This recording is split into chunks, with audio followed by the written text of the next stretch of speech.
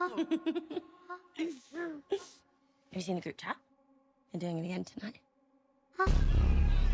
No. Please. It's my mom's Remembrance Day. I just want to forget about it.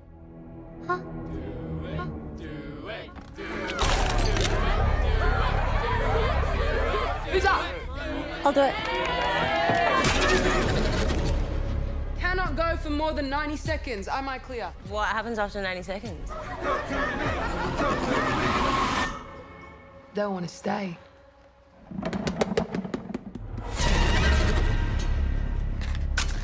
Light the candle to open the door. Blow it out to close it.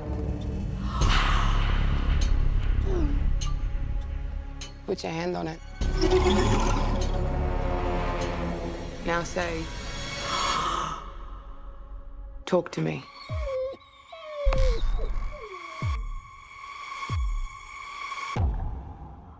Talk to me.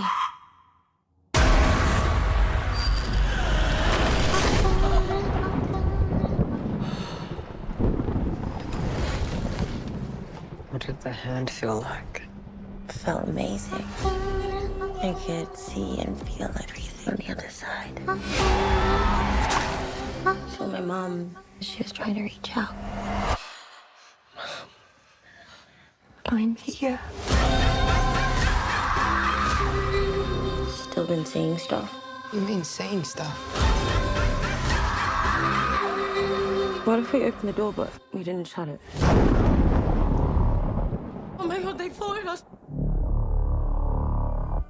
I like him. They're not gonna stop. They're never gonna stop.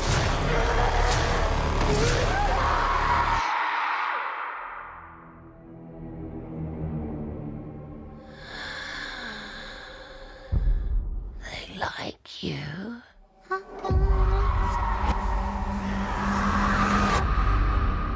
Talk to me.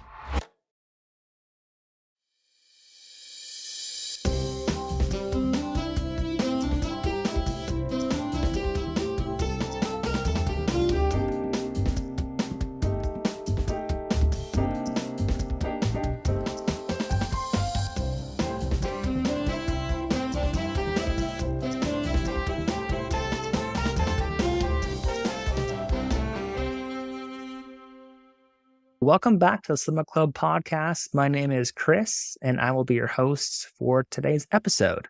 The Cinema Club is like a book club, but for movies. Every episode, we invite one member of the Cinema Club to be a co-host for the episode, who will choose the movie or television show and join us on the podcast to talk about the film or TV episode.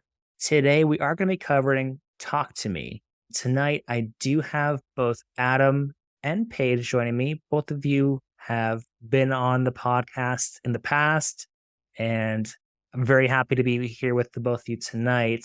Paige, you reached out to me and was like, hey, I want to be back on the podcast. And I was like, great, let's do something spooky. And you chose Talk to Me, which I think is definitely a spooky time film. But what was making you interested in specifically breaking down and discussing this film today? First of all, I had a lot of people refer me this movie just because they enjoyed it so much, and I was late to the game to watch it. It came out in July, and I just never decided to watch it, apparently.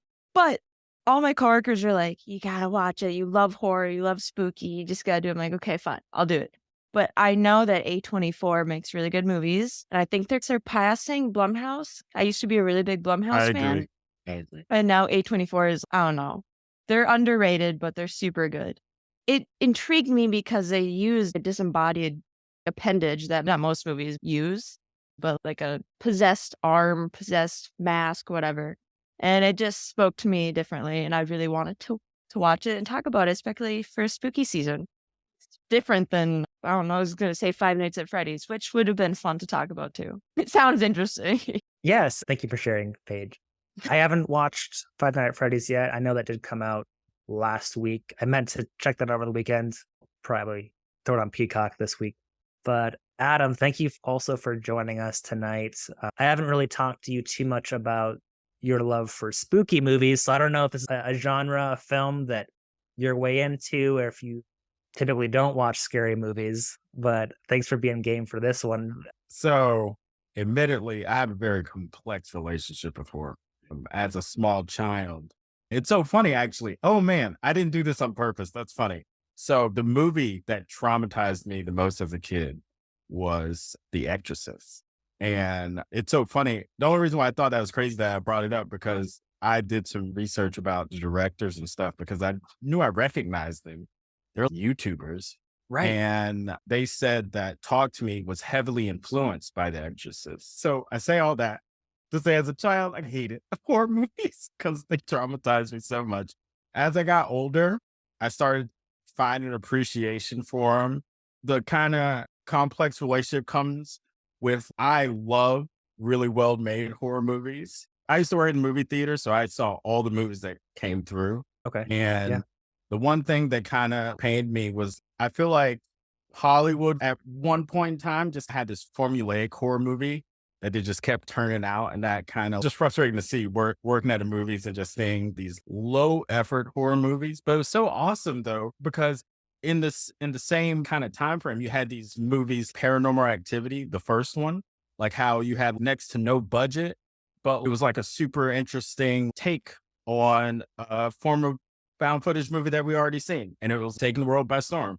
The problem is, give it like 3 or 4 years and Hollywood found a way to just, replicate it. And then it launched all of its, Movie glory. magic. Yeah. Yeah. And so like, I really love thoughtful horror movies. So I do really like them. Talk to Me is a great example of a horror movie that I was actually surprised that the directors were like first time directors because I feel like it was like a super well made movie. It took like old or horror tropes like Appendage or whatever, but made it feel like super fresh. And yeah, I remember seeing a trailer for this movie and I was, that looks pretty interesting. I feel like I should watch it. But I never actually got to do it. But now that I got a chance to do the show and that gave me that extra push to finally watch it, I'm glad I did. Awesome. Thank you for sharing. And yeah, before we go any further, did want to give a quick spoiler warning. Definitely check out Talk to Me if you haven't already and you decided to listen to this episode. But a little bit about the film. Talk to Me premiered at the Adelaide Film Festival on the 30th of October in 2022. And then it was released in Australia. Wow. That's almost a year ago. I know. The And day. then it released, I think, nationwide then in July of 2023. But it was a huge box office success. So the film grossed 90 million worldwide. According to Wikipedia, it had only a 4.5 million budget. Yeah, but then also it became its second highest grossing film ever. Yeah, That's they make a crazy. lot of movies. Them out so fast too. I know, and they're probably like pretty good. But that was really cool to find out. Also, there is a sequel currently in development Oh, as snap. well. Yeah, Yeah, not know that.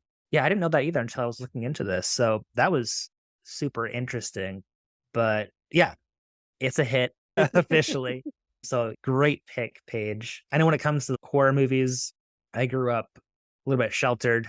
So I wasn't watching too many spooky movies until like I got out of my teens, honestly. What was your first spooky movie? Not that like stray away from. No. What was it? I think I was like in my 20s when I actually started like jumping into them. Like I remember going to The Nun in IMAX. It's a Like- really intense way to start. Yeah, I know. I Yeah. just dove off into the deep end. But yeah, so I've been getting more into that genre, especially on a yearly basis when it comes to time around Halloween. Because my wife, she grew up watching more scary movies than I did. Oh, we got to throw some Michael Myers on or Freddy Krueger or whatever. So I'm slowly getting into that genre a little bit better. But this was a great film for me to dive into. And with that being said, let's go ahead and dive into the first bit of Talk to Me. So, film opens up at a crowded house party. Cole searches for his brother Ducat. While Cole finds Ducat and attempts to bring him home, Ducat stabs his brother before fatally stabbing himself in the face. Meanwhile, 17-year-old Mia is struggling with the second anniversary of her mother Ray's death by overdose and her distant relationships, or distant her father Max. Driving at night, she comes across a fatally injured kangaroo, but cannot bring herself to put it out of its misery. Mia, her best friend Jade, and Jade's little brother Riley sneak out to one of the many gatherings hosted by Haley and Joss, where the main attraction is a severed, embalmed hand of mysterious origin. Holding the hand and saying, "Talk to me," allows a person to communicate with a spirit, followed by saying, "I let you in," enabling the spirit to possess them. The connection must be severed before 90 seconds in order to prevent the spirits from binding themselves to that person. Mia volunteers to go first and is possessed by a spirit that displays a menacing focus on Riley. Josh and Haley manage to break the connection, but only after the time limit is exceeded slightly. This just came up. You said that there's going to be a sequel. So now I'm hoping it's Yeah. a prequel to the movie because we have no idea where the hand came from. Essentially, that just popped up. I'm like, I didn't realize that after you were saying the synopsis. I'm like, hopefully it's a prequel to it. Anyways, we can go back to the first part you just talked about. No, I think that's a great point. I didn't know that there was a sequel being planned until I was doing more research after I'd watched the film, but I could definitely see how, even if it is a non-prequel, maybe it's a direct sequel or a prequel, I guess either one would work really well, is seeing different groups have to go through the traumatic experience involved with the hand. So I could definitely see this being even like a trilogy or something down the line. But yeah, this film does not waste any time with the first, 5 minutes? Yeah, Someone just gets stabbed in the head and then stabs themselves in the head. Oh, it just went right into them grabbing the arm and just going right into it. Most movies, it takes 30 minutes before you get to almost the end of the exposition. But this one kind of just started, which was really nice, especially for a horror movie that was an hour and a half long. You definitely needed to get into it. It was very efficient, the time allotted. I agree. I watched for the first time, I think it's called Lost Boys, the 1980s film. I love that movie. Yeah, it was really good. I watched that last night, and I think that's like an hour and a half, hour and 45 or something. But I felt like this runtime, especially compared to The Lost Boys, there's so much more in its hour and a half runtime than Lost Boys does. Like I said, I haven't watched a shit ton of horror movies, but I definitely appreciated that this film, like we're talking about, just jumps in. It's, hey, here's the main character. Boom, let's go. And yeah, almost backing up a little bit too, we get a little glimpse into Mia's internal struggles, I think, with her leaving the kangaroo, because that was rough to watch, and she ended up leaving it. Another thing I think that was really well done, it's like a really small part at the beginning with Mia and the introduction of her character when her dad was speaking to her. And a cool little cinematography trick was completely blurring him out and almost making his voice a little bit inaudible to demonstrate at least her mindset while he's talking to her. I think it did a really good job of illustrating grief, because I think it was the main motivator for Mia throughout the whole movie. And so sad. It's so sad. I didn't expect to cry watching this movie. Oh, you cried during the movie. Okay, no, that's interesting that you got that emotional response. Yeah. I especially that part that I think I know you probably, was it later in the film? Yeah. Yeah, I definitely know the part that you're talking about. But you brought up the cinematography, and literally most of the movie, there's something always slightly blurred, and they always have a really strong close-up to the characters. It just creates the atmosphere and everything through it, and you get that right away. But at the beginning of the film, you get a really good relationship on. I thought that was her little brother. How close they were in the car. Yeah. I thought that was her little brother. No, honestly, I Not thought the the same family. thing. I thought the exact same thing.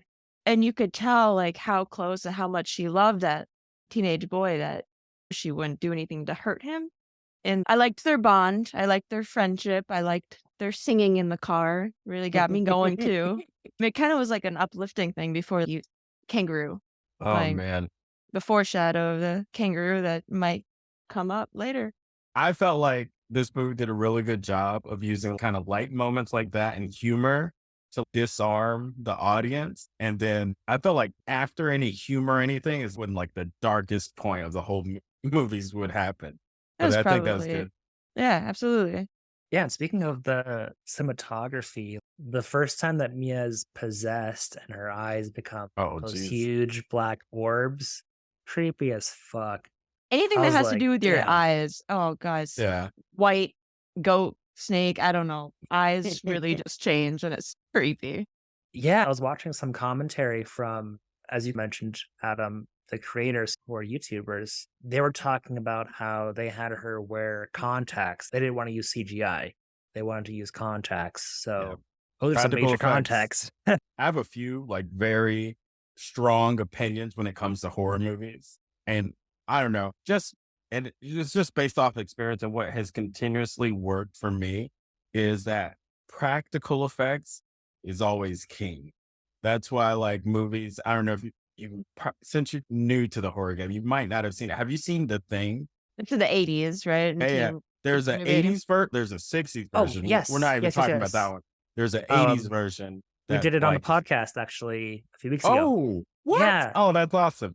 And then there's like a newer version that came out I ever watched so that one years ago. too. Yeah. And in my opinion, I think the 80s version is so much the better film because it just purely used practical effects, which makes it feel more real than a bunch Yeah. of CGI effects. Like the newer one technically looks better, but it didn't scare me nearly as much as the original thing because they purely use practical effects. And I just feel like that always makes it more effective in terms of making the audience member more immersed. Maybe CGI can get to a point to where it can, but right now, I just don't think that's the case. I think a lot of filmmakers do CGI because it's somewhat cheaper too. Having fabrications and makeup really is spendy. I didn't know about the black contacts. They looked so real, you wouldn't have had any idea. I definitely agree with what you guys are saying, where I feel like using practical effects in a lot of ways makes a film, when it is watched many years later, still stand up. Like I was watching Lost Boys the other night, and they had the whole practical setup for the vampire's lair. I was like, oh, that's such a cool set. They made that all, it looks like. Yep. So yeah, that kind of stuff stands up to time. So that was great.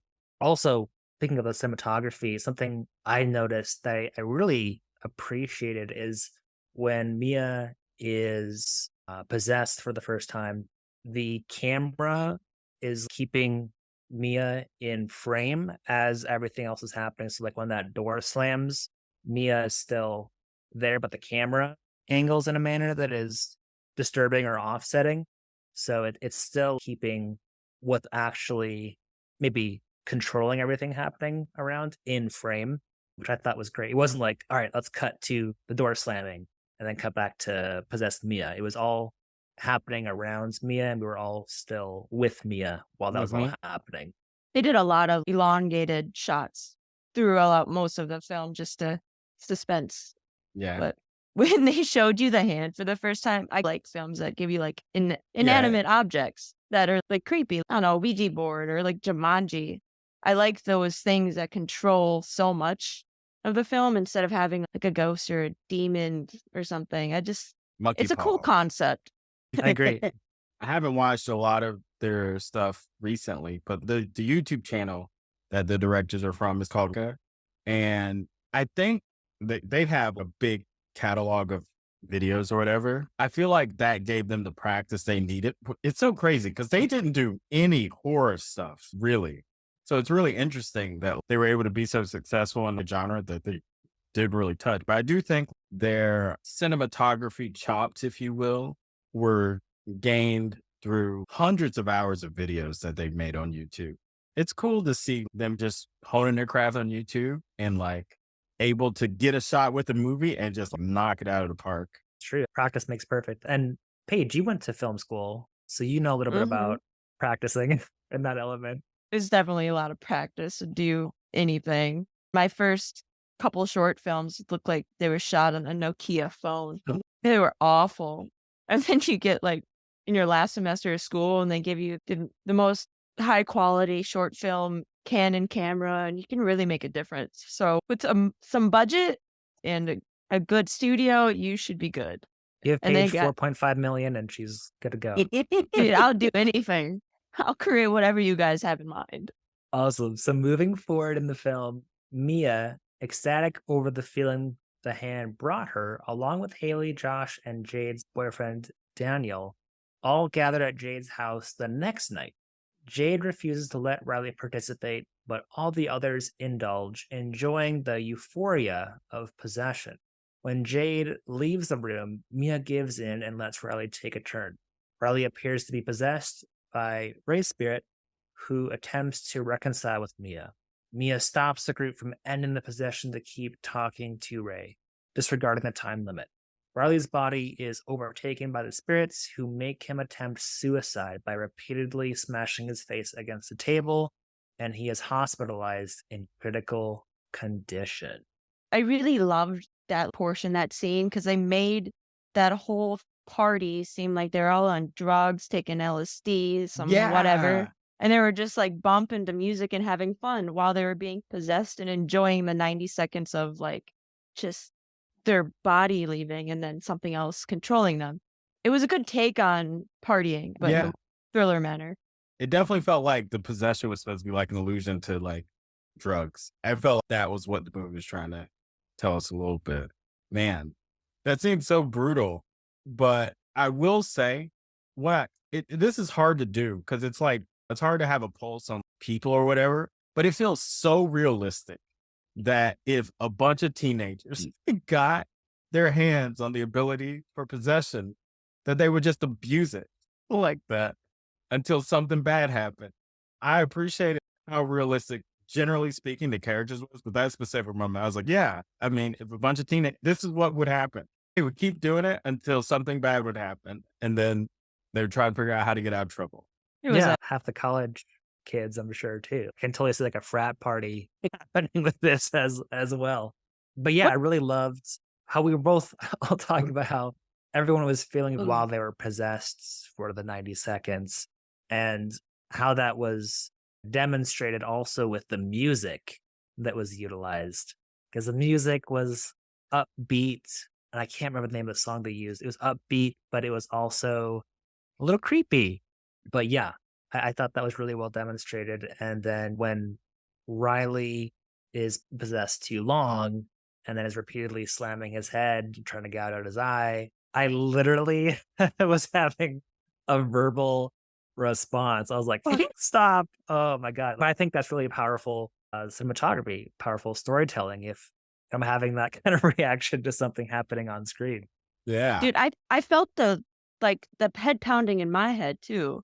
That was an intense scene. And obviously it was Mia's mom possessing him, right? Yep. And we had no idea she committed suicide in the first part of the movie. So I took it as like foreshadowing, like she's committing suicide again. This is why she's possessing him to do this again. I don't know. Maybe I'm wrong, but otherwise, why would she do that to him? That's as far as I got. I was trying to look up the song name and I could not find it. I can try and find it. It's called Le Mans by Richard Carter. That was a song that was going on during the partying, the possessing. I'll have to re-listen to that. Yeah, no, definitely do. I feel like it was perfect. And yeah, during this sequence, Mother is talking to Mia. And I made a note at this point. Is this her mom or is it an evil spirit taking the form of her mom to make those 90 seconds or 60 seconds, however long they were going to do it with Riley, extend? Because Mia's, hey, no, stop. I need to talk to my mom. The spirit definitely succeeded in what it was trying to do. I also really liked that when Mia is first possessed, I think this possession, the spirit says something like, they like you. And then like they're pointing to Riley. So that was definitely foreshadowing for something not good happening to Riley in the future of the film.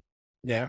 Which, if somebody said that about me while possessed, I wouldn't be like, oh yeah, give me a chance here to get possessed. I'd be like, huh. They made it seem fun though. Let's be real. Right, We were and watching, right. we were like, I want to do that now. But no, I don't want to do that now. I did want to take a moment and just pause to share that the Cinema Club podcast is 100% supported by you, our listeners. So if you are enjoying the show, and if you are wanting to support the show and continue to help it grow, please consider clicking the support button on our website. You can check that out at podcasters.spotify.com/pod/show/The Cinema Club. Thank you so much. And now let's return to the episode. Something I didn't have in the synopsis, but I just remembered was Mia's best friend's boyfriend when he's possessed. Like the spirit says something about how he likes Mia, which I also thought was really interesting. And the spirits making them all do crazy shit. A lot of foreshadowing and a lot of breaking down those social barriers was occurring in this sequence for sure. Yeah, they're definitely ruffling up some feathers, those demons were. Yeah.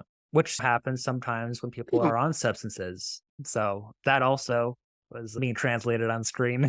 So Mia, now haunted by visions of Ray, is turned away by Jade and her mother, Sue, both of whom blame her for Riley's injuries. Having secretly taken the embalmed hand, Mia repeatedly uses it to contact Ray, who insists that her death was accidental and that she needs to help Riley, who is still possessed and attempts suicide every time he returns to consciousness. Mia leaves the connection open and begins seeing her mother without the hand, causing her to lose her grasp on reality. Yeah. That was really some trippy stuff. I was always wondering what she was about to conjure up with the hand. I'm like, how is she gonna leave in that 90 seconds? But this is when we start getting the visual hallucinations of Mia and her mom and all the other fun stuff that we get to witness. This part of the film, something I got after I watched it, but it feels like it was a point in the movie where Mia was trusting the spirit, aka her mom, over everything else in the world. She was getting so much information that conflicted what she was receiving, and she just thought it was all untrue. Cole, the guy who gets stabbed at the beginning of the film, we have a small little interaction with him, and he gives like some world building rules that like the longer the spirit is with you, the weaker it is. And because her mom says that's not true, she just completely discredits. The dad reading the suicide note, that's where I cried. And he's trying to open up to her about it. But because her mom in spirit form says that's not what happened, she just immediately discredits it. I feel like all of it's just driven by grief. She's still grieving 2 years after her mom's passed, and she's trying to cling on to everything she can. I would grieve too if my dad kept secret from me for 2 years. Not the secret, but like the note. Yeah. If he would have read it to her a long time ago, I don't think she would have this build up emotions and this wouldn't have happened. So I give the dad The responsibility. the responsibility of his daughter's mental health for not like closing any doors, not knowing, not anything. So that's my opinion on the father figure of this movie. No, I hear you, because he could He have tried to given have her some something. closure Yeah. on Yeah. some kind of level. And yeah, like you said, it's been like 2 years. So, okay, now, well, I think he randomly. got it. Wait, now I'm actually confused. I have to think about this. He did get stabbed, but did he survive? So the reason why I asked is because at the very end, she sees him. Yeah. And I'm like, I didn't think about it much at the time. I think he did. Yeah, I guess he did survive that. I was about to say he got his comeuppance from getting stabbed in the neck, but I guess he survives that. So I don't know. I mean, her friend did come to the house, not at the right time, but he was just laying there, bleeding Trying to put it out. But that was a really trippy scene, though, with her dad and Yeah. her.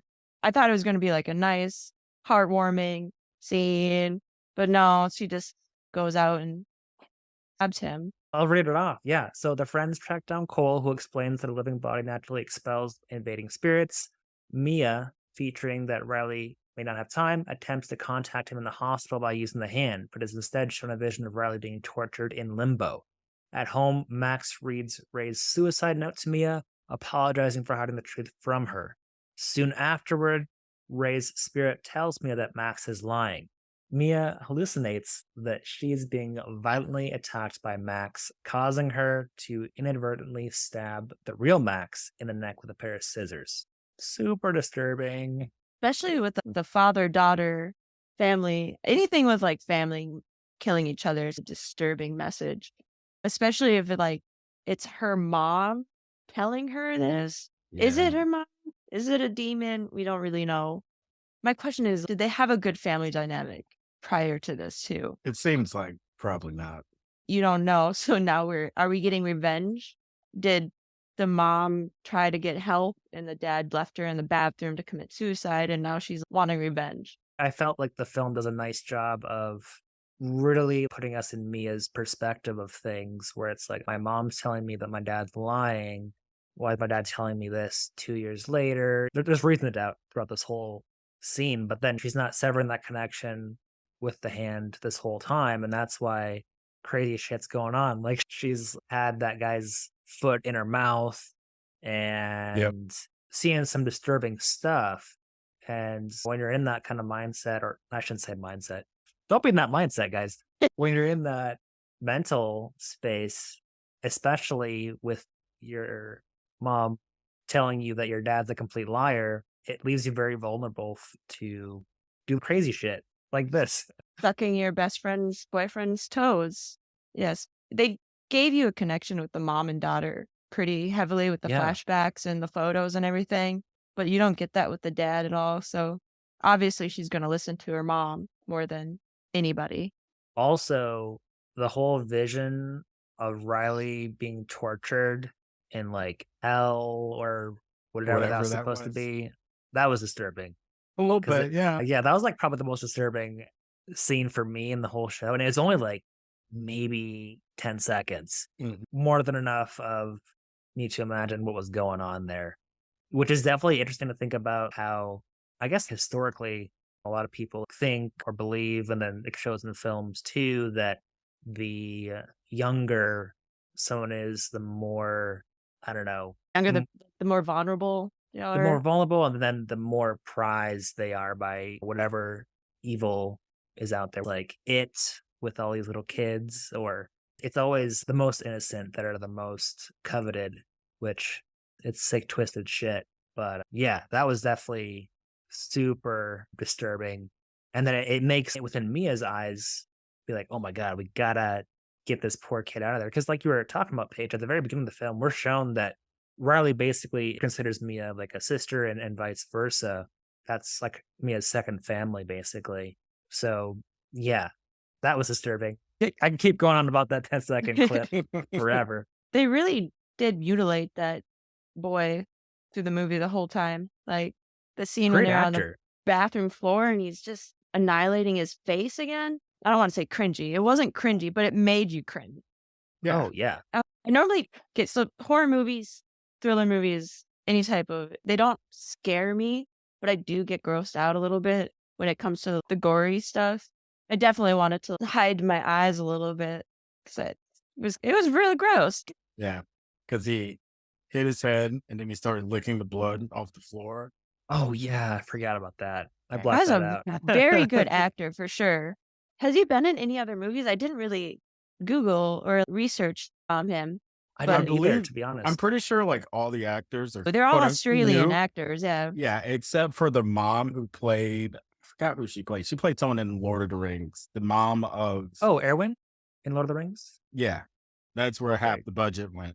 Yeah. He's only played in 2 movies his whole life. Wow. He did a fantastic job, I would say. He killed it. And the other one was a horror movie, so that makes sense. Awesome.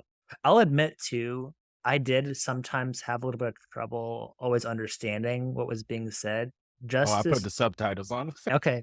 Just because of some of the really thick Australian accents that some of these actors had. I'd be like, wait, what did they say? I know, I had to rewind a few times. I'm like, I can't miss this part. I have no idea what they just said. It's not like they mumbled or anything, but I agree on that.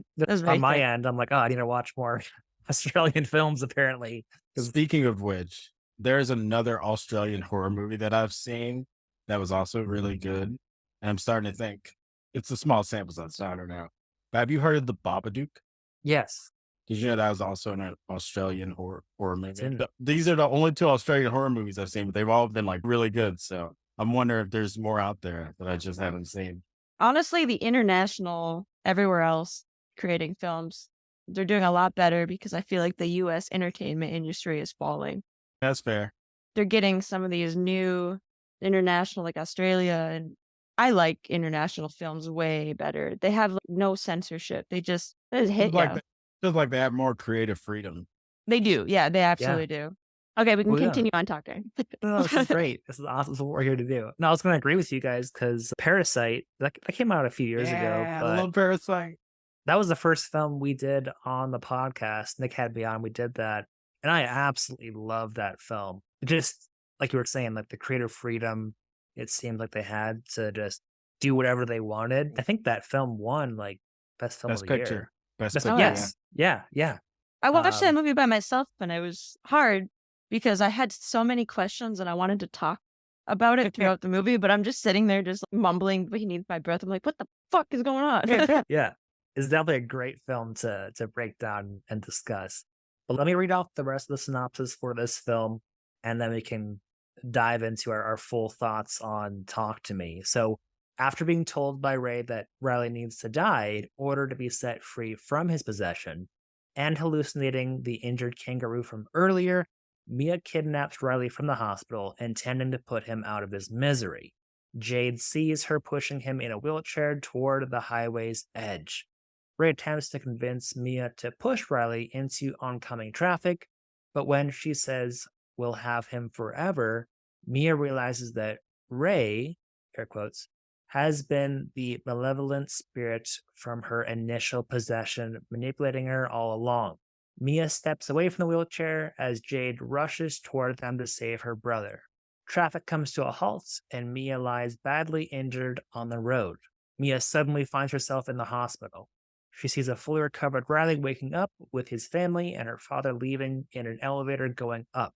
No one responds to her, and she notices her hands are disfigured. After becoming engulfed in darkness, Mia approaches a human hand and a candle in the distance, finding herself summoned at another party where one of the partiers says, "I let you in." I thought that was a really good way to end it because it left you with so many questions. A, where did they get the hand? And B, why is it all the way down in Mexico now? This was one of my questions. I think it was Mexico. They were speaking Spanish at the beginning, but we can go the It first could part of be- the synopsis. Could be the other hand. Right, because there were two.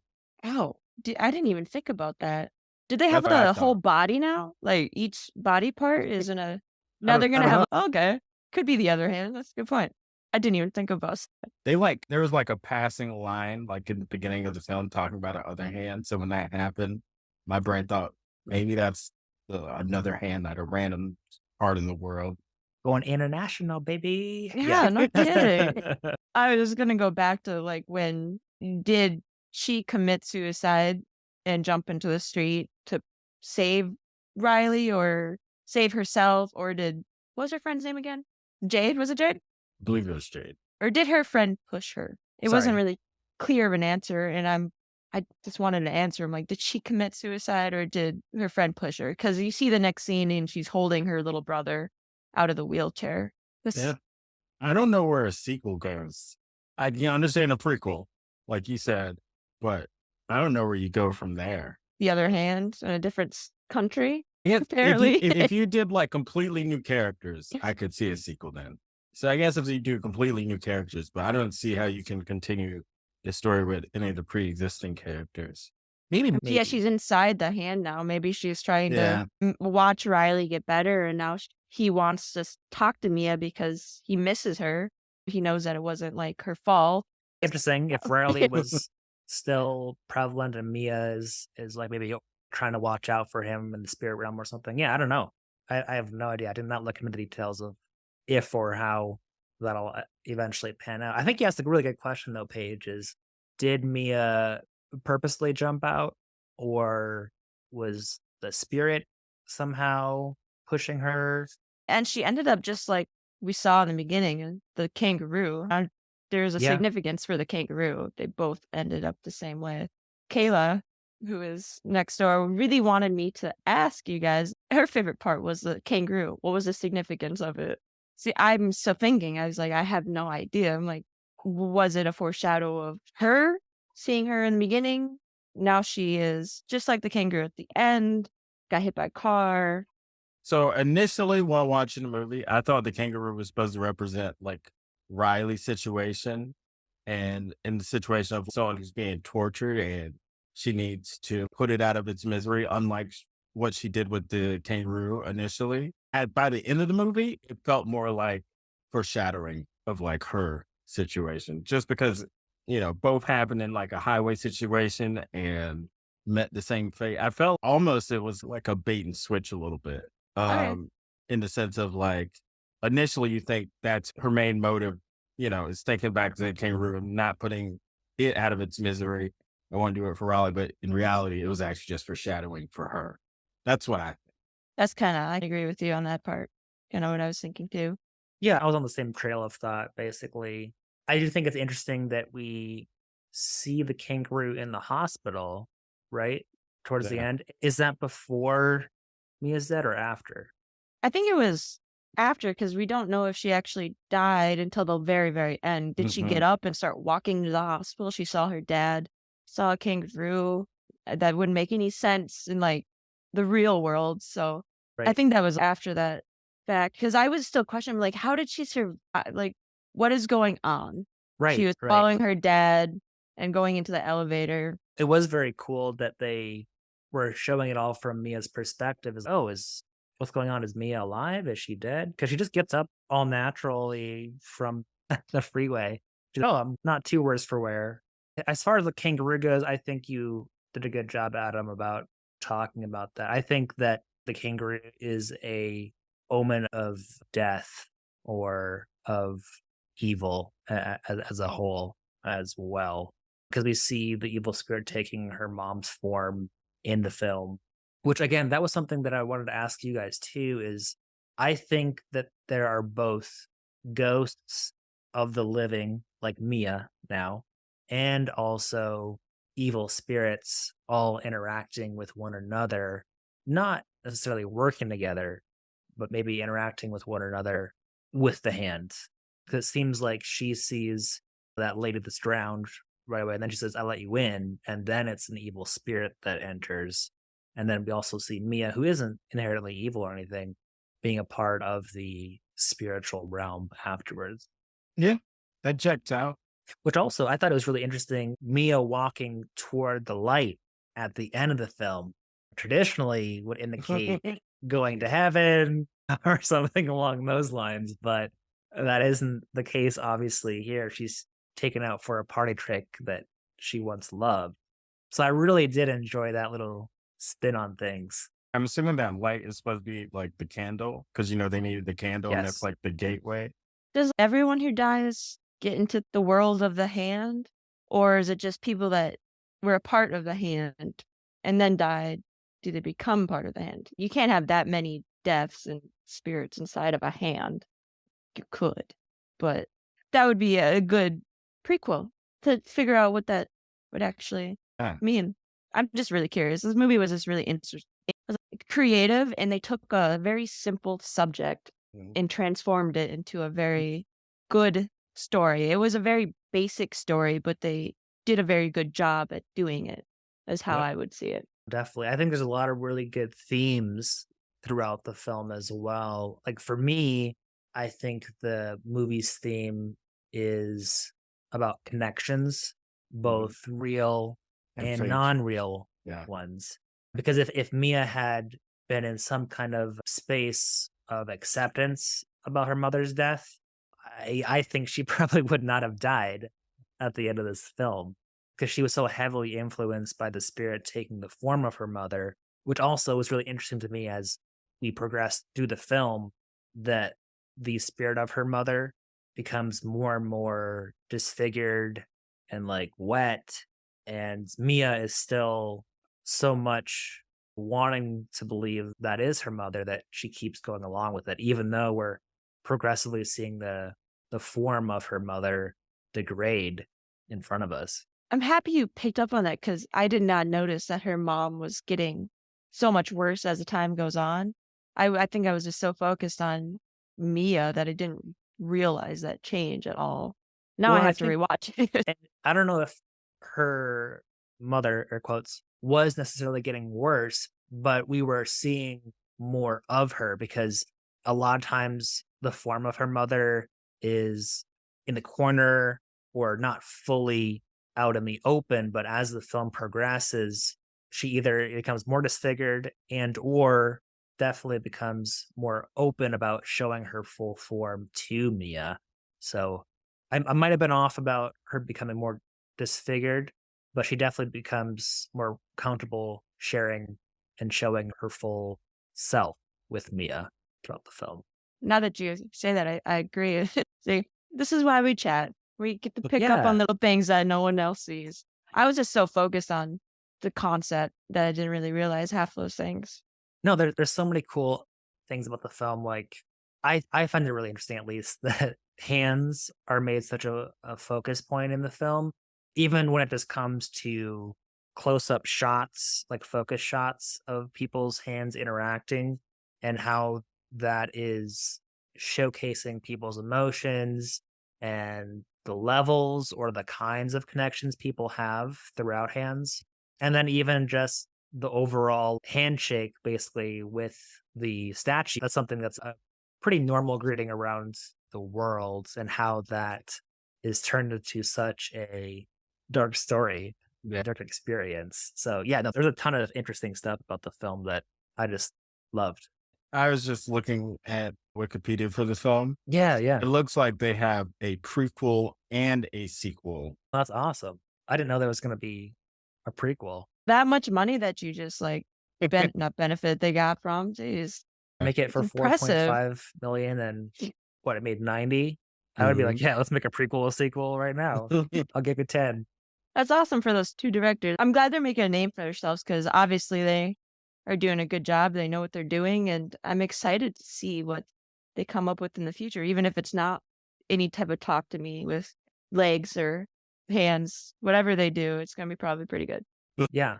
I was going to ask you, Paige. I know everybody has different things that they pick apart in film or that they really appreciate. Like Adam and I, we were talking a lot about the new Star Wars Ahsoka show with Mark, and Mark loves the cosplay. So, he was always deep diving into all the new Star Wars outfits that all the characters were wearing.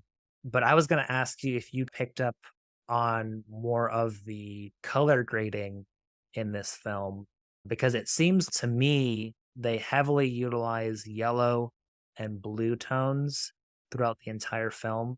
I don't know how much color is something that you like focus on or that you focus on previously.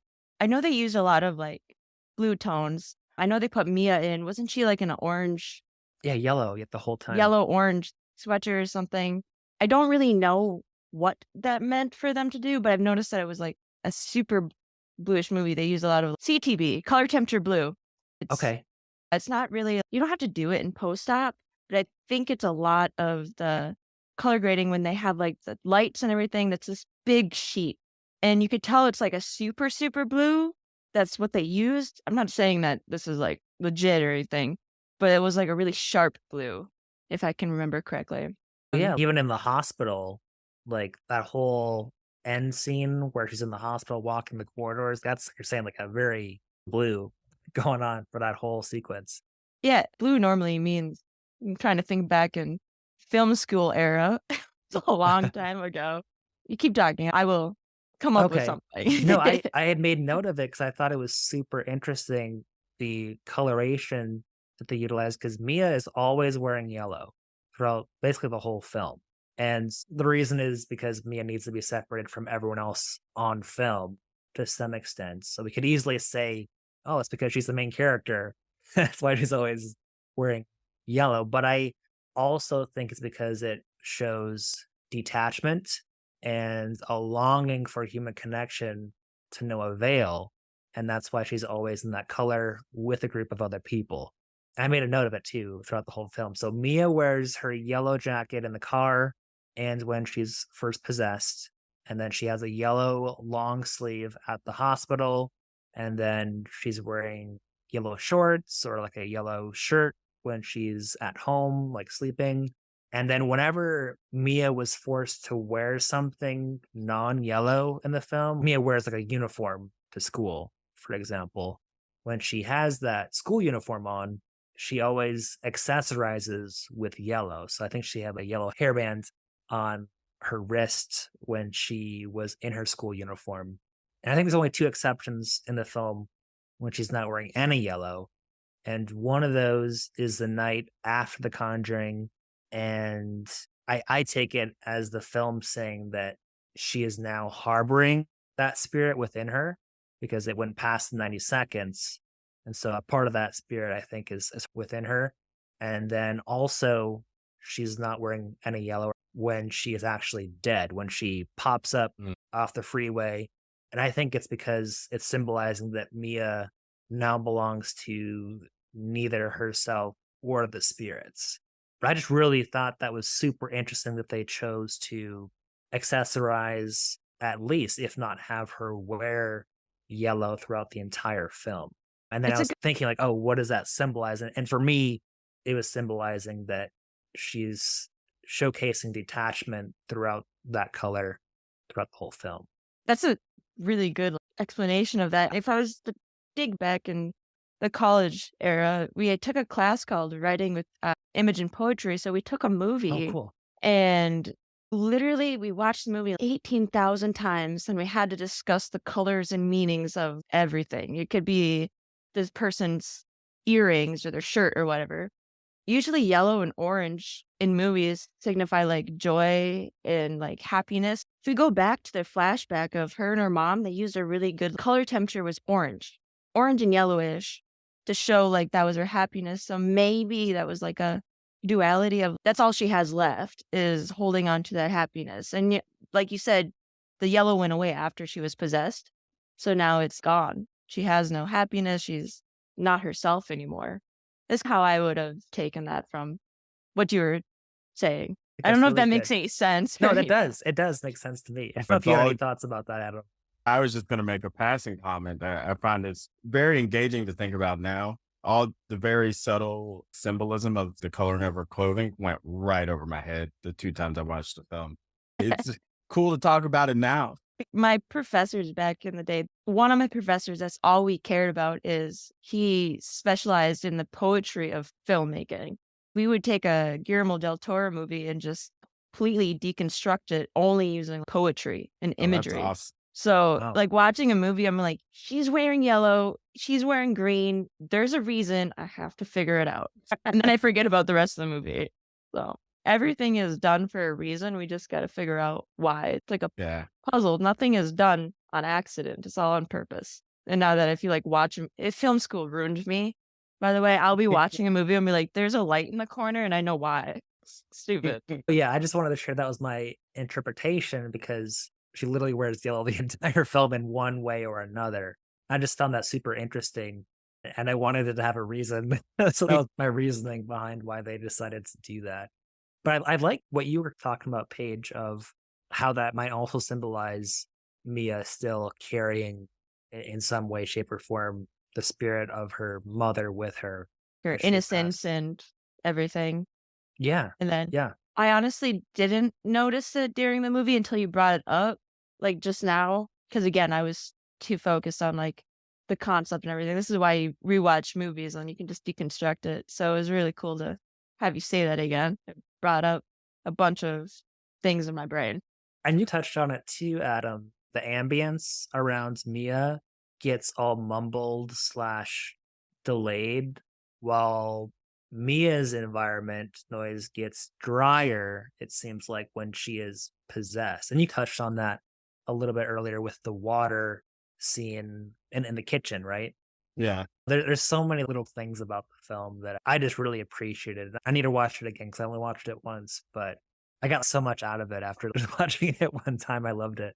Yeah, it's nice to have a movie where the creators of the movie clearly had a lot of thought behind it, and it wasn't just, sorry to harp back on it, it's not just like formulaic thing to maximize profit. This is just a creative endeavor, and it's just interesting to pick back the small details and figure out why they did everything they did. Or at least theorize about it. And for them to be the YouTube creators, it's impressive. Fun fact, I did some research while this podcast was going on. It looks like they're also making a Street Fighter film off the popular video game Street Fighter. So interesting. That is way, way different didn't talk to me. So you know what? Variety is the spice of life, and that's what they're living by. I can appreciate it. I give them all best of luck. I now want to watch that whenever that comes out, just to support them. Yeah. if nothing else.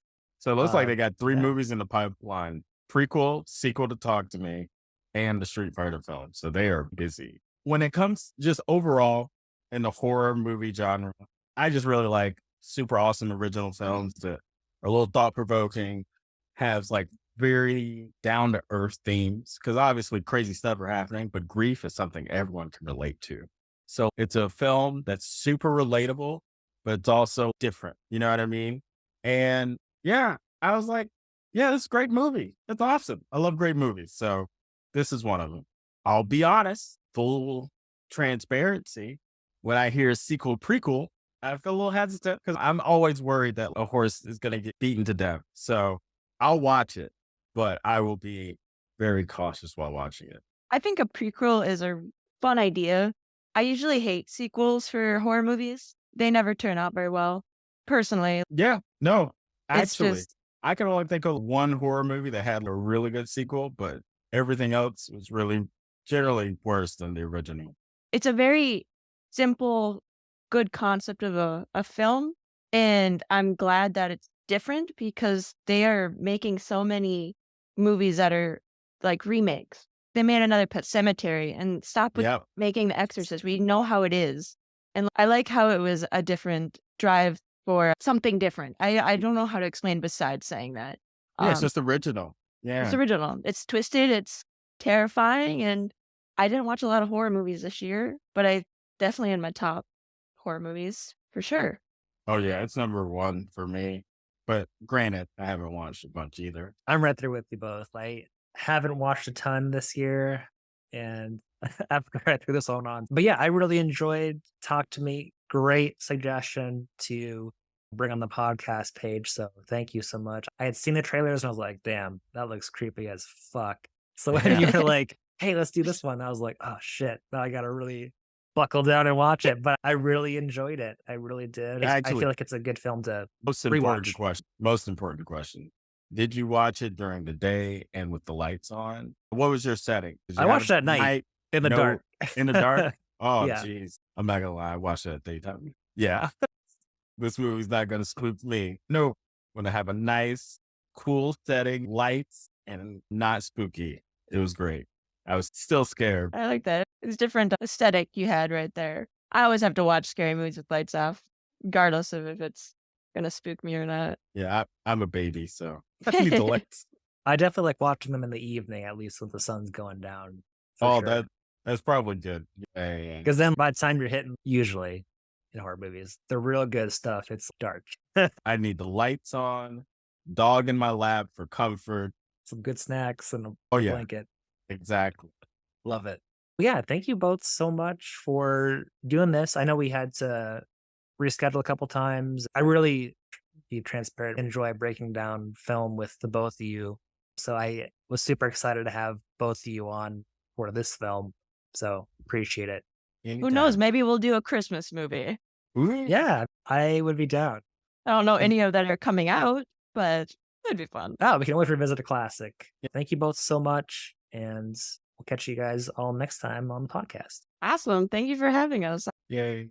And that'll wrap up this episode of the Cinema Club. If you have not already, feel free to join the Cinema Club Facebook group at facebook.com/groups/cinema-club-TCC.